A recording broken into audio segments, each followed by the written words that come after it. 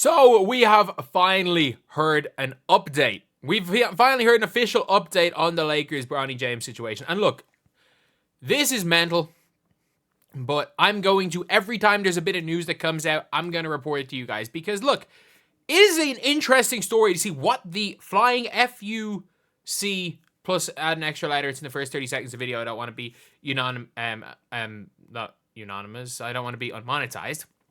That was unanimous. Either way. Yeah. What is going on? And it is mental. It is mental. This whole thing is mental. Everything about this story is crazy, which is why so many people are interested in it. And if you guys are interested in this, subscribe. We are. Look, I cover NBA stuff. I'll be making 10 NBA videos a day. So if you guys are interested in Bronny, still subscribe. But if you are interested in Bronny, you're going to see more of everything. You're going to see more Bronny. You're going to see me talking about the damn Hornets, the Pistons, the Wizards. I upload enough videos, I'll be talking about literally everybody here. So subscribe if you guys want just to hear an angry Irishman talking about the sport of basketball. Either way, Bronny James' left heel contusion was examined by team doctors Friday per the Lakers. It was determined to be healing, so Bronny will begin his ramp-up process and be reevaluated in a week. What? His ramp-up process? The guy has a bruise. He has a bruised heel. Like, the vast majority of,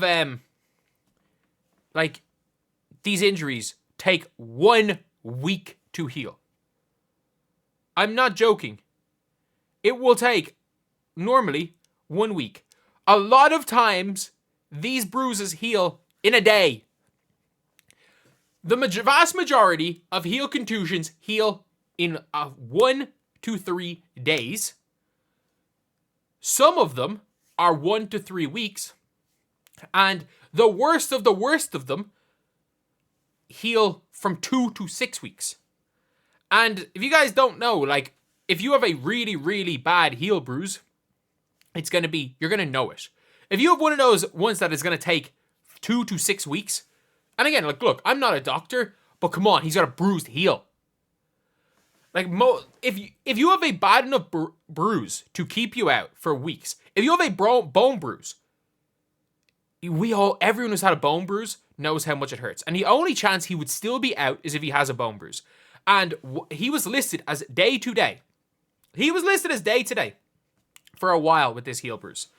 It was day to day. And then all of a sudden, there was word. By the way, if you guys don't know, while he was listed as day to day, the coach for the G League team was talking about him potentially playing in an away game. And being like, whatever the Lakers want to do, if they want to send him to us, we'll have him here. He's saying all this while he's day to day. And now suddenly this is a multiple week-long thing. And also, how do you ramp up? You don't rehab a bruise.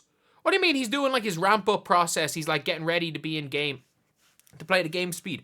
You don't rehab a bruise. Like, I'm sorry. If there's an issue with... He's been out for 2 weeks. He's been out for 2 weeks with a bruise. If he's been doing, like even just lifting and stuff and stretching and stuff, it'll take a day to get back to at least G League speed. And then, by the way, he's going to be reevaluated in a week. So what? He's like playing at... What's he doing for the next week? He just got recalled by the Lakers. So while this whole injury has been happening, this whole freaky bruise has happened, he's been from day to day. The G League coach has said we might have him, we might not. It depends on what the Lakers want to do. So what the Lakers did was they listed him out indefinitely. And they changed it from day to day to out indefinitely. And then they sent him to the G League because the G League had a few home games in a row. He never played for the G League. And then they called him back. And he's still not playing for the Lakers for a week. What is happening? Like, what is actually happening here? The update we've got is like, they're talking about it like he's coming off like a ligament injury or something where he might have to build up his muscle and stuff again. The guy bruised his heel. He had an injury that people mostly play on. Like... Mostly people play on it. The only way this should be taking this long is if he has a damn stress fracture. And if he has a stress fracture, he has a bloody stress fracture. And again, that's like what the hell is that? What is happening? Like, actually, what is happening? Like, these updates are getting more and more confusing. Like, we're hearing about, like, oh, this long rehab thing. He has a bruised heel, and he's been out for 10 days. He's been out for 10 days. He's going to be reevaluated in a week.